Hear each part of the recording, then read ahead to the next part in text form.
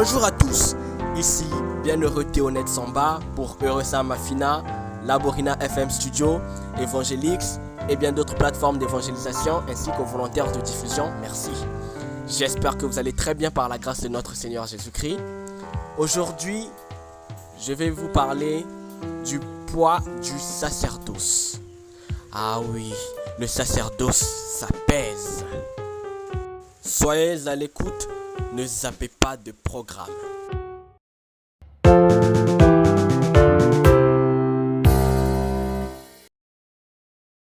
Nous voyons combien dans la vie de personnes qui veulent devenir serviteurs de Dieu. Et beaucoup pensent que être serviteur de Dieu, c'est forcément être prédicateur, être pasteur ou avoir des responsabilités de ce genre. Alors que le sacerdoce, c'est quelque chose que nous devons prendre très au sérieux. Beaucoup pensent qu'il faut créer une église parce que on meurt de faim, on a besoin d'argent, on a besoin de recueillir des fonds ou pour pouvoir soutenir juste des frères et sœurs ou une œuvre sans aucun but. Alors qu'il est écrit dans le livre de Proverbes, le chapitre 16, le verset 4, que l'Éternel a tout fait pour un but, même le méchant pour le jour du malheur. Par conséquent, on ne peut pas décider d'ouvrir une église ou une œuvre dans laquelle Dieu doit être présent sans avoir aucun but. Parce que il faut qu'il y ait des fruits. Parce que l'arbre, Jésus est le cep et nous sommes les sarments. Donc, ce qui veut dire que lorsque nous associons Dieu dans une affaire, il faut que le règne de Dieu vienne s'établir. Tout comme dans la prière que Jésus faisait dans Matthieu 6, que ton règne vienne. Il faut que le règne vienne pour que nous puissions servir Dieu en toute sécurité. Parce que si Dieu n'est pas dans ce que nous faisons, tout ce que nous ferons, ça ne sera que du commerce, ça ne sera que du business tout court.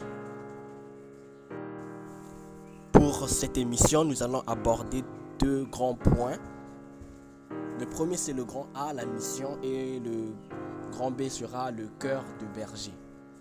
Si cette émission sera scindée en deux, alors aujourd'hui, nous ne ferons que le grand A et prochainement, nous poursuivrons avec le grand B. Mais si, par la grâce de Dieu, j'arrive jusqu'à la fin, on fera les deux. Donc voilà, nous allons commencer par définir le sacerdoce. Le sacerdoce, c'est la prêtrise. Bon, d'autres diront le fait de devenir prêtre. Bon, pas forcément. Mais le sacerdoce, c'est le ministère ou la charge ecclésiastique ou la vocation sacrée dont la charge est d'être au service de Dieu. C'est déjà ça. La mission commune qui est donnée à tout le monde, c'est-à-dire à toute personne désirant de servir Dieu, cette mission, on nous la donne dans le livre de Marc, le chapitre 16, le verset 15. Je me permets de lire rapidement. Allez.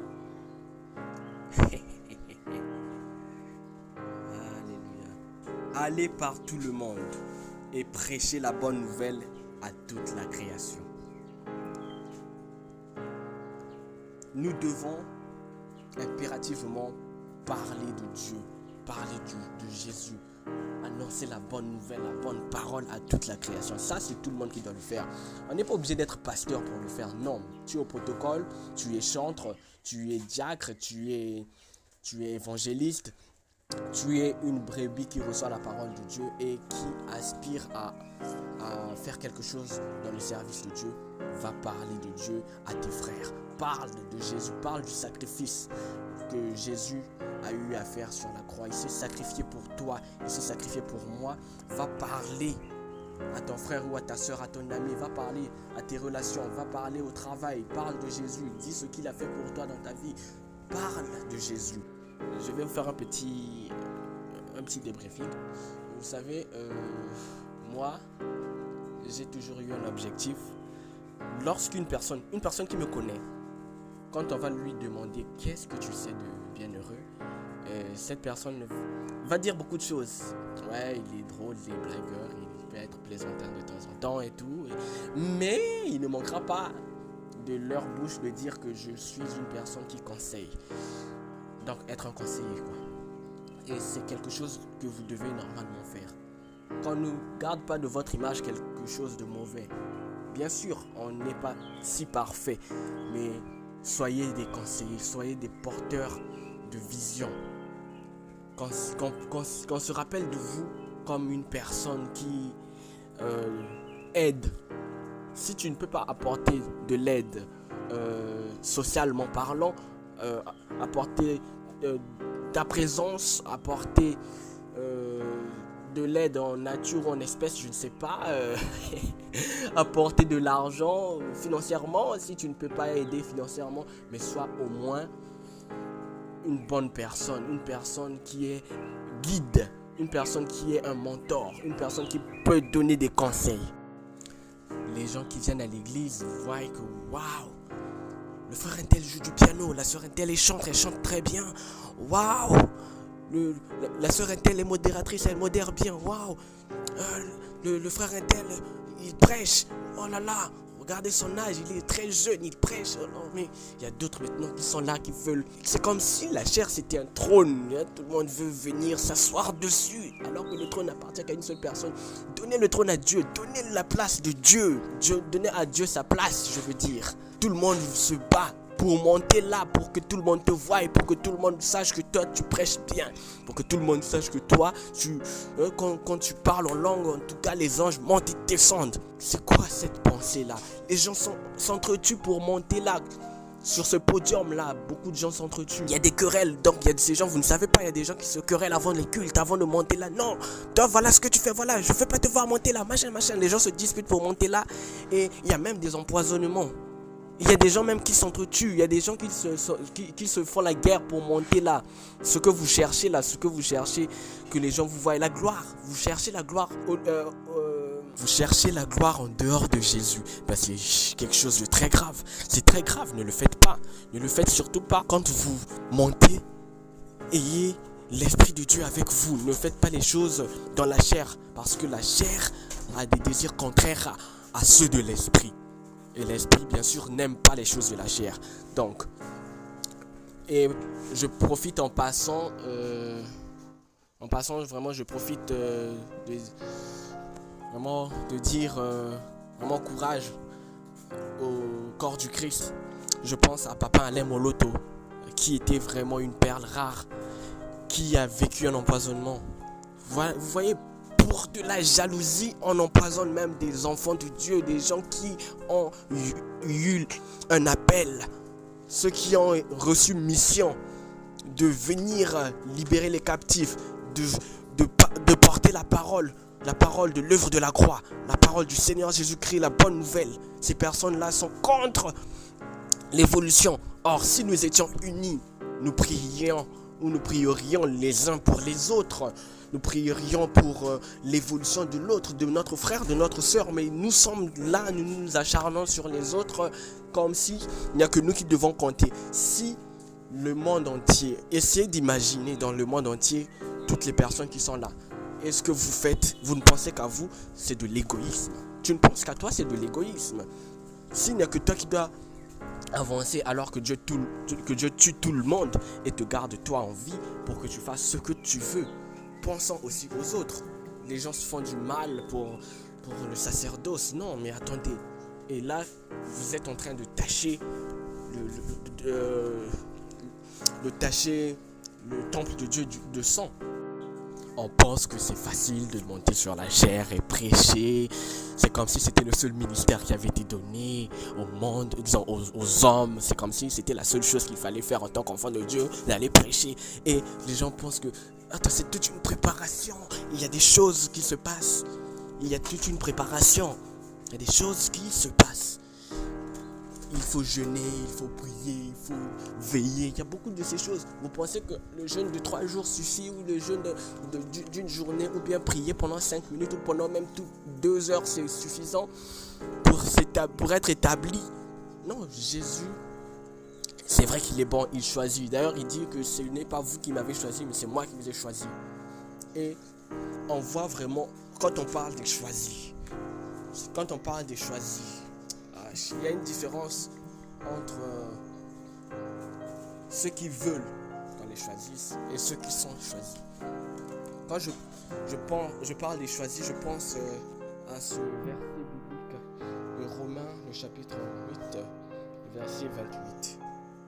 Romains, chapitre 8, le verset 28. Je vais lire rapidement.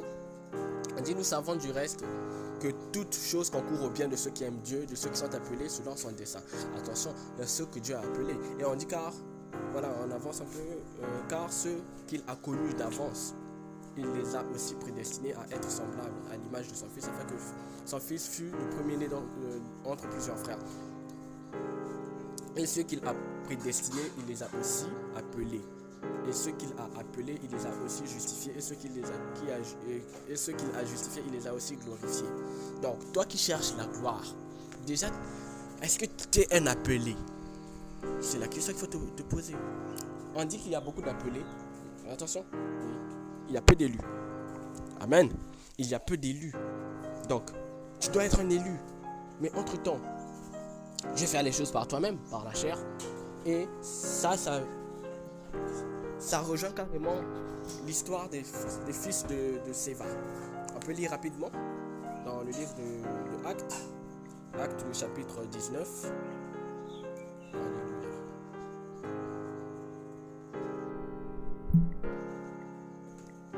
Lisons le verset 13 de Actes 19.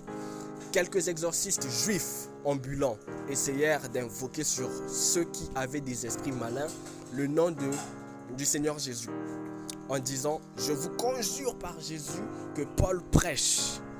Ceux qui faisaient cela étaient 7 fils de Séva, juifs, l'un des principaux sacrificateurs. Encore,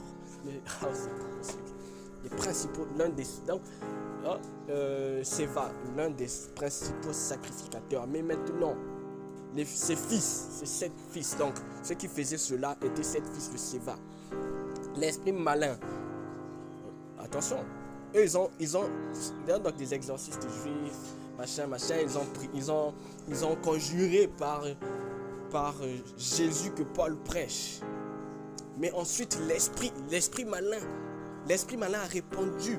Il répond en disant, je connais Jésus et je connais qui est Paul. Mais vous, qui êtes-vous? Qui êtes-vous?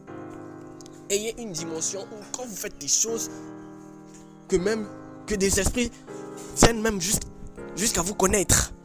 Parce que imaginez, donc vous faites des choses à vous-même, il y a même d'autres esprits étaient pour eux en train de tourmenter d'autres personnes là-bas, vous venez les déranger. Amen. Vous venez les déranger et ils se demandent, mais ça c'est qui encore? Mais quand on te connaît même dans le spirituel, il y a ces choses où les esprits comprennent. Ce n'est même pas. En fait, ces esprits vont chercher à te tourmenter toi directement, au lieu de passer par d'autres. Je ne sais pas si vous comprenez ce que je veux dire. Mais non, ils se sont amusés à vouloir faire sortir ce démon du corps de cette personne. Et boum, l'esprit dit, mais attends, l'esprit m'en a dit, mais qui es-tu? Qui êtes-vous? Je connais Jésus dont vous parlez, je connais même Paul, mais cela ne veut pas dire que vous avez l'onction de Jésus ou de Paul. Cela ne veut absolument rien dire. Pour cela, et l'homme dans lequel était l'esprit malin s'élança sur eux, se rendit maître de tous deux et les maltraita de telle sorte qu'ils s'enfuirent de cette maison nus et blessés. S'ils s'étaient abstenus de faire cela, je pense que cela ne devait même pas arriver. Mais ils ont voulu certainement montrer à la foule, c'est ce que je dis, la gloire est vaine. La gloire n'emmène que des problèmes. Pour la gloire, tu te fais tuer. Pour la gloire, tu te fais empoisonner. Pour la gloire, tu perds beaucoup de choses. Faites de sorte que la gloire revienne à Dieu. Quand la gloire revient à Dieu, en tout cas, vous n'aurez pas de problème. Au contraire, Jésus, dans toute sa gloire, est là. Il veille, il est là, il regarde. Les anges montent, les anges descendent. Amen. Alléluia. Nous devons prendre le sacerdoce très au sérieux. Entrons dans le vif du sujet. C'était juste un petit sommaire. Amen. Notre référence principale, c'est dans le livre de Hébreux, le chapitre 5, le verset 1 à 6. Pour le premier point, la référence principale, c'est Hébreux 5, 1 à 6. Dans ce verset, on nous définit l'homme du sacerdoce, c'est-à-dire celui qui doit servir. Amen. Je lis, verset 1. En effet, tout souverain sacrificateur pris du milieu des hommes est établi pour les hommes dans le service de Dieu, afin de présenter des offrandes et des sacrifices pour les péchés. On peut continuer. Il peut être indulgent pour les ignorants et les égarés, puisque la faiblesse est aussi son partage. Et c'est à cause de cette faiblesse qu'il doit offrir des sacrifices pour ses propres péchés, comme pour ceux du peuple. Nul ne s'attribue cette dignité s'il n'est appelé de Dieu, comme le fut Aaron. Si tu n'es pas appelé de Dieu, tu ne peux pas porter sur toi cette responsabilité. On a parlé de dignité parce que c'est une responsabilité. La responsabilité va de soi avec la dignité. Amen. Et Christ ne sait pas non plus attribuer la gloire de devenir souverain sacrificateur. Mais il la tient de celui qui lui a dit: tu es mon fils, je t'ai engendré aujourd'hui. Même Jésus a été appelé, c'est-à-dire, alléluia. Jésus a été non seulement appelé, choisi, voilà, mais il a été confirmé par décret royal céleste que oui, tu es mon fils, je t'ai engendré aujourd'hui. Mais malgré ça, lui-même qui est fils de Dieu, qui était et qui est fils de Dieu, n'a jamais voulu montrer que écoutez, moi je suis le Messie. Non, je suis principal sacrificateur. Non, mais non, je suis sacrificateur. Non, s'il vous plaît, non.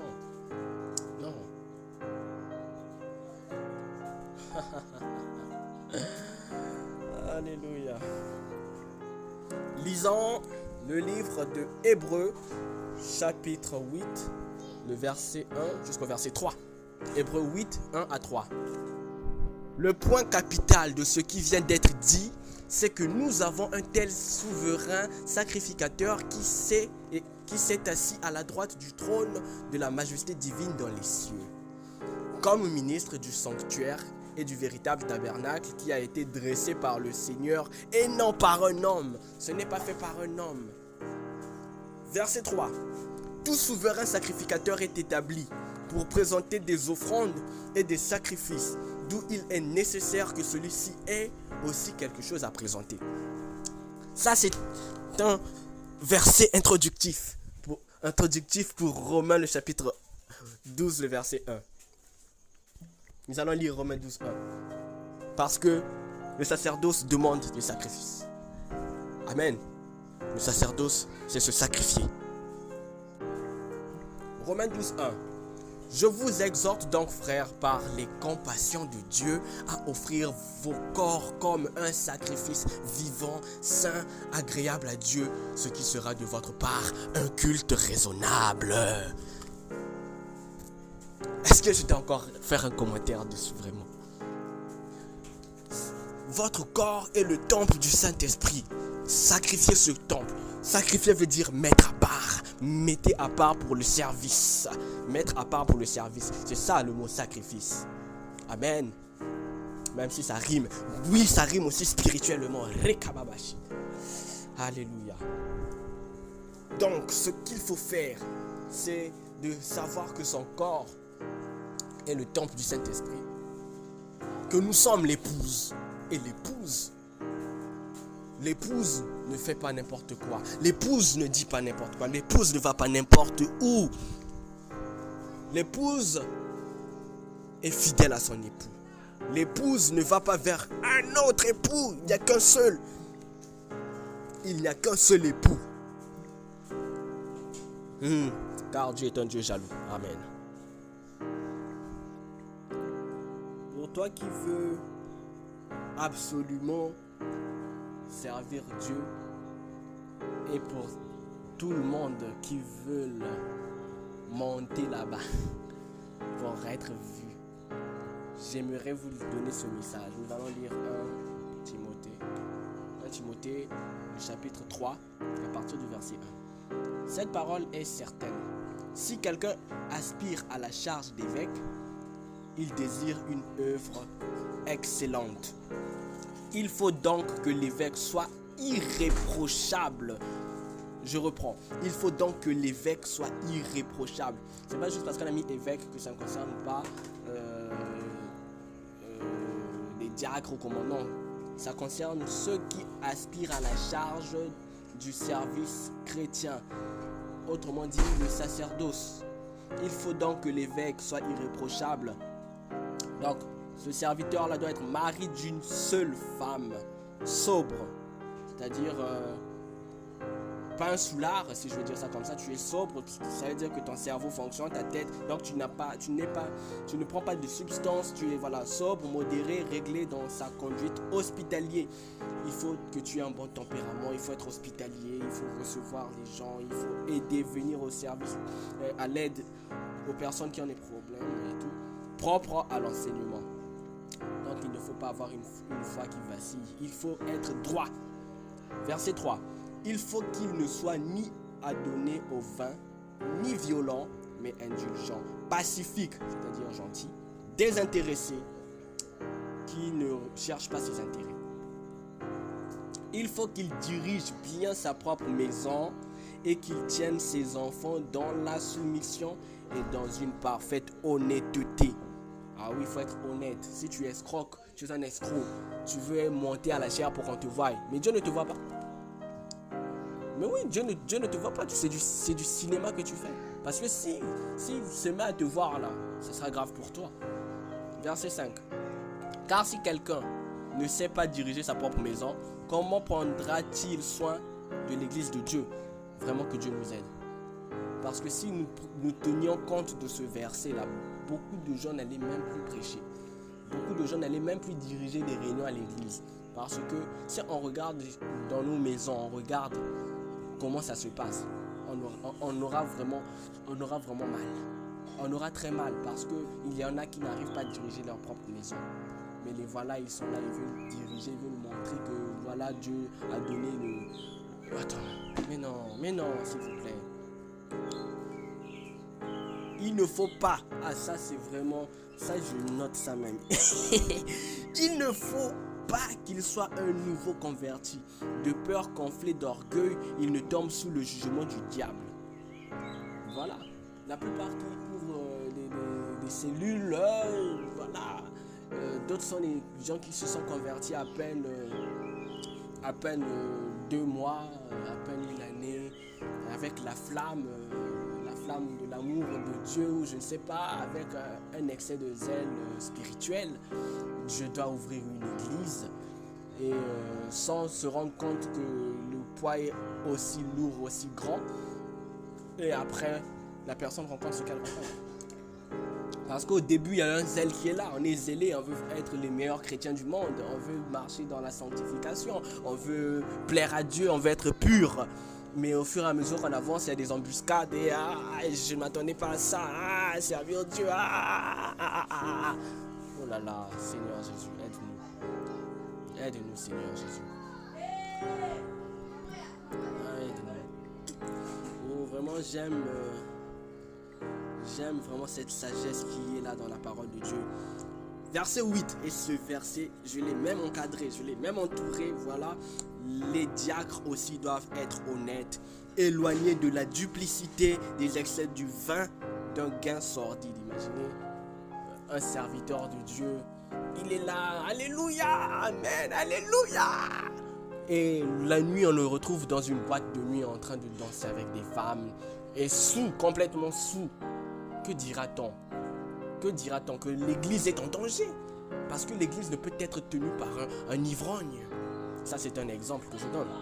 Les diacres aussi doivent être honnêtes, éloignés de la duplicité, des excès du vin, d'un gain sordide, conservant le mystère. Ah, j'aime le mot mystère. Dis, j'aime le mot mystère. Alléluia. Conservant le mystère de la foi dans une conscience pure. Et j'aime la suite. La suite dit ceci au verset 10. Qu'on les éprouve d'abord et qu'ils exercent ensuite leur ministère, s'ils sont sans reproche. Donc, le travail à faire, c'est d'être sans reproche. Seul, on ne peut pas y arriver. Mais c'est le Saint-Esprit qui aide. Mais les gens sont là, ne demandent même pas l'aide du Saint-Esprit. Ils veulent faire les choses par leur force, par leur puissance, par leur intelligence. Et voilà pourquoi ça donne tout ce désastre que nous voyons aujourd'hui. Dis Amen. Ah, dis Amen, dis Amen. Quand on parle de vrai, il y a aussi le faux, n'est-ce pas? Nous allons parler du faux. Il y en a qui sont faux. Pourquoi? Parce qu'ils ont ajouté à la parole de Dieu quelques raisonnements. Voulant être théologue ou voulant être docteur, ils ont dévié du chemin de Dieu et ont emmené avec eux ces personnes qui étaient sur le droit chemin ou qui n'étaient pas vraiment, ou qui avaient une foi qui ballottait par tout vent de doctrine, de gauche à droite. 1 Timothée, le chapitre 4, le verset 1. Mais l'Esprit dit expressément que dans les derniers temps, quelques-uns abandonneront la foi pour s'attacher à des esprits séducteurs et à des doctrines de démons. Par l'hypocrisie de faux docteurs portant la marque de la flétrissure dans leur propre conscience, prescrivant de ne pas se marier, de s'abstenir d'aliments que Dieu a créés pour qu'ils soient pris avec action de grâce par ceux qui sont fidèles et qui ont connu la vérité. Car tout ce que Dieu a créé est bon et rien ne doit être rejeté pourvu qu'on le prenne avec action de grâce. Parce que tout est sanctifié par la parole de Dieu et par la prière. Prière que toi malheureusement tu négliges. Prière que tu n'aimes pas. Prière que tu vois que c'est... La prière c'est la base. Amen. Ah, dis Amen. Maintenant je vais vous parler du prix du sacerdoce. Donc ce que le sacerdoce vaut. Amen. 1 Corinthiens chapitre 9, le verset 23. On va descendre. Je fais tout à cause de l'évangile. Merci apôtre Paul. Je fais tout à cause de l'évangile afin d'y avoir part. Ah oui. Ne savez-vous pas que ceux qui courent dans le stade courent tous, mais qu'un seul remporte le prix? Courez de manière à le remporter. Tous ceux qui combattent s'imposent toute espèce d'abstinence. Et ils le font pour obtenir une couronne corruptible. Mais nous faisons-le pour une couronne incorruptible. Mais moi donc, je cours, non pas comme à l'aventure, je frappe, non pas comme battant l'air, mais je traite durement mon corps. Et je le tiens assujetti, de peur d'être moi-même rejeté après avoir prêché aux autres. Le sacrifice. Ça c'est le sacrifice. Il traite durement son corps. Pourtant c'est son corps, mais il le traite durement. C'est un sacrifice à faire. Dans tout ce que nous faisons, il faut savoir que Dieu a une priorité, a une marge une place spéciale qu'on lui accorde. Et pour cela, il faut mettre de côté ce qui n'est pas utile. Galates chapitre 5, le verset 13. Frères, vous avez été appelés à la liberté. Seulement ne faites pas de cette liberté un prétexte de vivre selon la chair, mais rendez-vous par la charité serviteurs les uns des autres. Et ça me fait penser à 1 Corinthiens 10, 23. Tout est permis, mais tout n'est pas utile. Continuons le verset 14. Car toute la loi est accomplie dans une seule parole. Dans celle-ci, tu aimeras ton prochain comme toi-même. Continuons. Mais si vous vous mordez et vous dévorez les uns les autres, prenez garde que vous ne soyez détruits les uns par les autres. J'étais en train de parler de querelles, j'étais en train de parler des gens qui s'entretuent pour le sacerdoce, pour le ministère. Verset 16. Je dis donc, marchez selon l'esprit et vous n'accomplirez pas les désirs de la chair. Car la chair a des désirs contraires à ceux de l'esprit et l'esprit en a de contraires à ceux de la chair. Ils sont opposés entre eux afin que vous ne fassiez point ce que vous voudriez. Si vous êtes conduit par l'esprit, vous n'êtes point sous la loi. Or, les œuvres de la chair sont manifestes. Ce sont l'impudicité, l'impureté, la dissolution, l'idolâtrie, la magie, les inimitiés, les querelles, les jalousies, les animosités, les disputes, les divisions, les sectes, l'envie, l'ivrognerie, les excès de table et les choses semblables. Je vous dis d'avance, comme je l'ai déjà dit, que ceux qui commettent de telles choses n'hériteront point le royaume de Dieu. Verset 22, celui que j'aime beaucoup. Mais le fruit de l'esprit, c'est l'amour, la joie, la paix, la patience, la bonté, la bénignité, la fidélité, la douceur, la tempérance. La loi n'est pas contre ces choses. Ceux qui sont à Jésus ont crucifié la chair avec ses passions et ses désirs. Si nous vivons par l'esprit, marchons aussi selon l'esprit. Ne cherchons pas une vaine gloire en nous provoquant les uns les autres, en nous portant envie les uns aux autres. Amen. Voilà que nous attaquons maintenant la deuxième partie, le grand B de notre thème, le poids du sacerdoce. Et le grand B a pour sous-thème ou sous-titre le cœur de berger. Ah oui, et le verset qui accompagne ce thème ou ce sous-titre, c'est le psaume, le chapitre 23, versets 1 à 6. Je lis au nom de Jésus. L'Éternel est mon berger, je ne manquerai de rien. Il me fait reposer dans de verts pâturages, il me dirige près des eaux paisibles. Il restaure mon âme, il me conduit dans les sentiers de la justice à cause de son nom. Quand je marche dans la vallée de l'ombre de la mort, je ne crains aucun mal, car tu es avec moi. Ta houlette et ton bâton me rassurent. Tu dresses devant moi une table en face de mes adversaires. Tu oins d'huile ma tête et ma coupe déborde. Oui, le bonheur et la grâce m'accompagneront tous les jours de ma vie et j'habiterai dans la maison de l'Éternel jusqu'à la fin de mes jours. Alléluia. Vous voyez, quand on est avec le berger, on se sent en sécurité. Le bonheur, le bonheur et la grâce sont garantis auprès de celui qui veille sur nous, notre berger.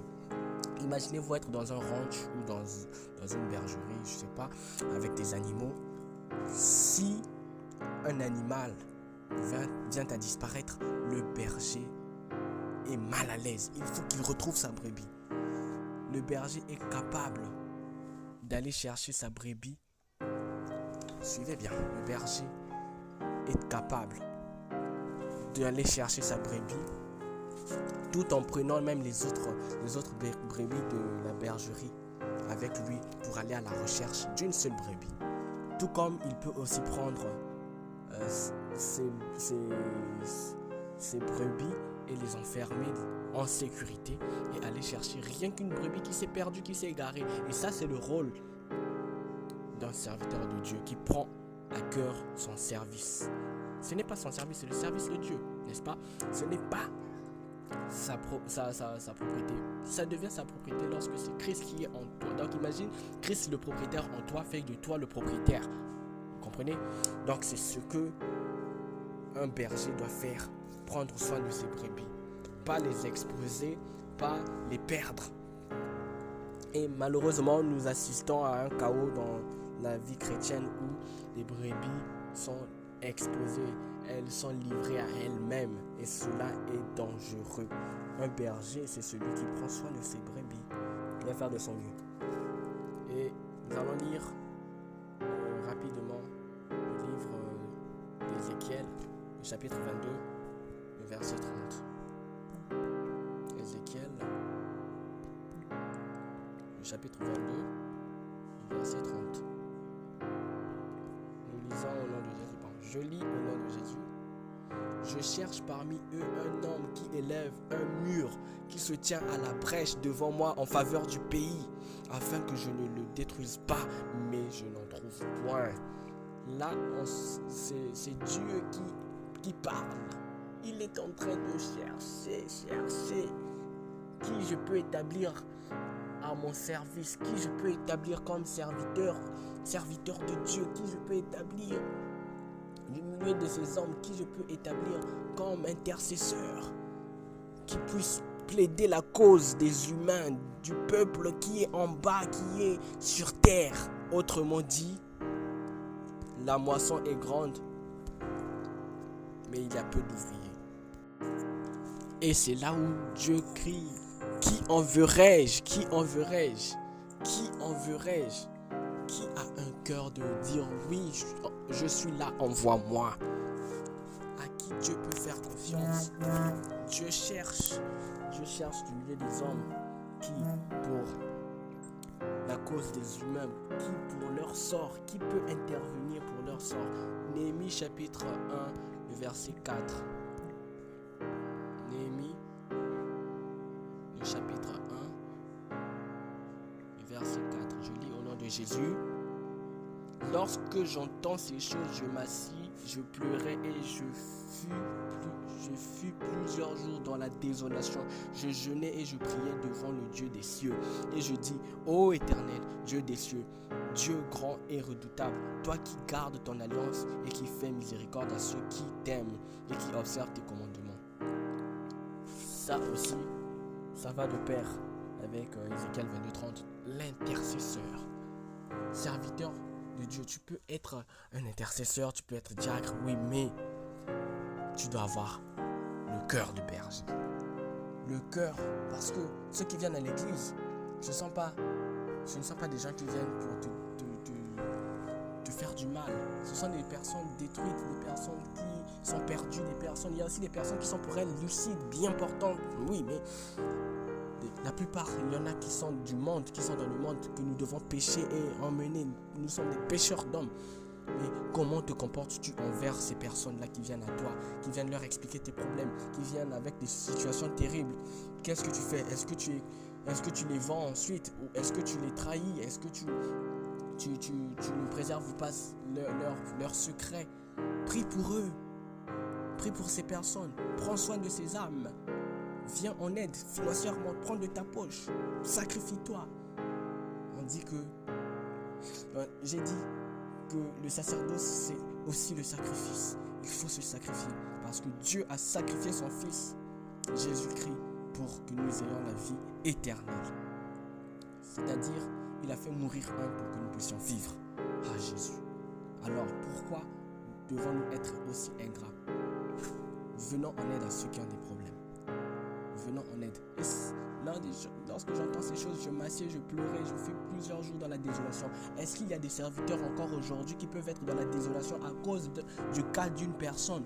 Quelqu'un peut avoir un cas compliqué, tu t'assois, tu dis là, Jésus, pourquoi ne regardes-tu pas sa situation? Seigneur, regarde comment il souffre, regarde comment elle pleure. Seigneur, fais quelque chose, Seigneur, fais quelque chose. Miséricorde. Le cœur de berger, c'est ce cœur qui se préoccupe des autres. Le cœur de berger, c'est le cœur de celui qui est humble. Le cœur de berger, c'est celui qui est sage. Le cœur de berger, c'est celui qui a le discernement. Le cœur de berger, c'est celui qui sait que, je vous le dis en vérité, aucun prophète n'est bien reçu dans sa patrie. Luc 4, 24. C'est ça le cœur de berger. Il sait qu'il y a des situations, des circonstances où il n'est pas accepté, il est refusé quelque part. Mais qu'est-ce qu'on fait? Est-ce qu'il faut forcer ou bien est-ce qu'il faut reculer? L'homme prudent voit le mal de loin et il se cache. Tout ça va avec la sagesse, tout ça va avec le fruit de l'esprit. On a expliqué dans le premier point qu'il faut marcher selon l'esprit et non marcher selon la chair. Il faut demander l'aide du Saint-Esprit pour toutes ces choses, pour y arriver. Et je veux atterrir sur le point culminant de notre thème, le poids du sacerdoce, le point culminant. Nous allons lire le livre de Jacques, le chapitre 1, le verset 5.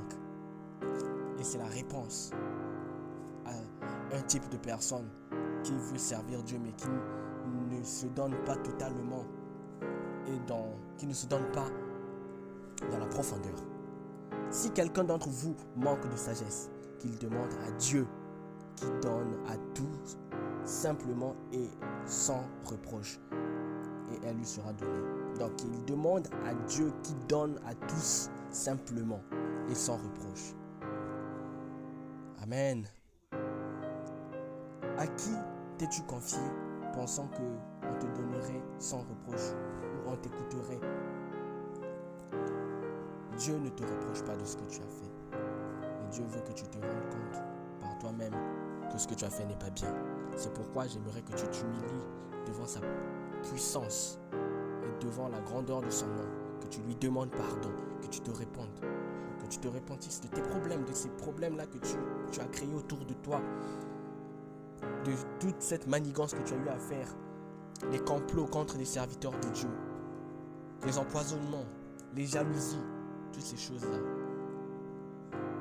Évite de manquer le royaume des cieux. Il faut que tu hérites le royaume des cieux. Il faut qu'on se voie là-haut dans les cieux. S'il y a quelque chose qui t'empêche d'aller là-haut dans les cieux, quelque chose, tu gardes d'encontrer une personne, arrange-toi, pardonne cette personne. Si quelqu'un t'a fait du mal, ne reste pas sur le passé, mais va, avance. Avance, tu es appelé à faire de grandes choses. Mais les grands hommes sont les personnes qui oublient, c'est-à-dire qui ne portent plus sur eux les douleurs du passé. Mais prends sur toi les charges les plus lourdes, les plus dures. Prie pour tes frères. Sois devant une situation, on dira que oui, tu es mature. Ne le fais pas pour qu'on dise que tu es mature. Fais-le parce qu'un grand homme de Dieu, c'est la personne qui prend sur elle tous les problèmes. C'est-à-dire, là où il fallait que tu puisses donner un coup de poing, tu avales la salive et tu te retiens. Parce que le Saint-Esprit n'aime pas ça. Parce qu'il est dit qu'on ne doit pas attrister le Saint-Esprit de Dieu, par qui notre rédemption a été scellée pour notre éternité. Je prie que vous soyez renouvelés et que votre intelligence aussi soit renouvelée, que vous ne vous conformiez point au siècle présent. Au nom puissant de Jésus-Christ, j'ai ainsi prié. Amen. Si vous n'avez pas réellement donné votre vie à Jésus, je vous conseillerais de le faire. Donnez votre vie à Jésus. Dites à Jésus que je suis là pour toi. Je veux que tu me donnes une chance, ou donne-moi cette grâce-là de vivre ma vie avec toi, de te connaître réellement et d'être ton serviteur, d'être un serviteur accompli. C'est vrai que je peux être imparfait, mais je veux, Seigneur Jésus-Christ, ne pas m'éloigner de toi. Je veux que tu sois là pour moi. Et je veux aussi avoir la volonté d'être là pour toi. Je ne veux pas être égoïste, Seigneur. Je ne veux pas, Seigneur, être vu des autres, être vu des hommes. Mais je veux que toi, tu me voies. Que tu me voies pour ta gloire. Que les choses se fassent pour ta gloire. Que les miracles se fassent pour ta gloire. Que les témoignages aussi se disent pour ta gloire. Au nom puissant de Jésus-Christ. Je veux être un bon berger. Je veux, Seigneur Jésus-Christ, pouvoir prendre soin de mon troupeau. Donne-moi de toujours avoir la force d'être aussi fort. Pas par ma puissance en moi, pas par ma volonté, mais par ta volonté, que je sois fort. Parce que toi, tu donnes la vigueur à ceux qui n'ont plus de force. Tu donnes la force à ceux qui n'en ont pas. Que le faible dise je suis fort. Tu donnes de la motivation, Seigneur Jésus. Donne encore la motivation à tes enfants, Seigneur. Nous comptons sur toi, Jésus. Veille continuellement, Seigneur Jésus-Christ, sur ton œuvre. À travers ces serviteurs-là qui travaillent jour et nuit, qui prient, qui jeûnent, qui font des nuits blanches, Seigneur Jésus, pour le bien-être de ces âmes perdues, à qui ils emmèneront le salut, au nom puissant de Jésus-Christ. Amen. Eh bien, c'est fait. C'est fait. Jésus a entendu. Merci Jésus. Merci Jésus.